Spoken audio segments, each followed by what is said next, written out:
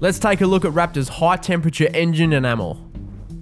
It has ceramic resins that resist temperatures up to 300 degrees Celsius. It provides advanced corrosion protection and chemical resistance, all while retaining its fresh, glossy look at high temperatures. Before we do anything, we recommend gearing up with a respirator, a pair of safety goggles, and latex or nitrile gloves.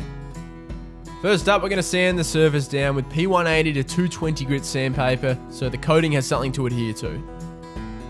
Next up, we're going to give the surface a clean using a solvent-based degreaser. This is going to give the primer a clean surface to adhere to.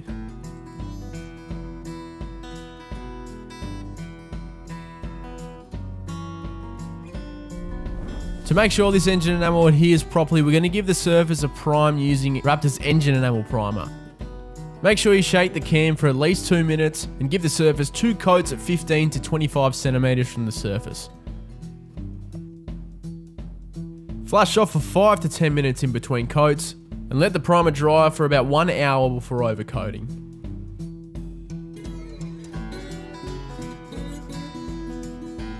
Next up, we're going to scuff the surface with P400 to 600 grit sandpaper. Now we're going to clean the surface ready for paint.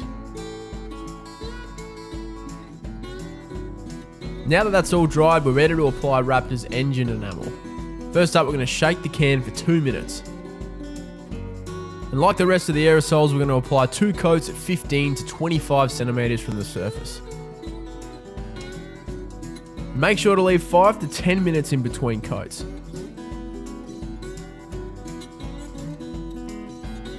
The surface should be touch dry in about 30 minutes and through dry overnight. Once you're finished, invert the can and spray it until only propellant comes out, and you can chuck it back on the shelf for next time. Raptor's high temperature engine enamel is resistant up to 300 degrees Celsius.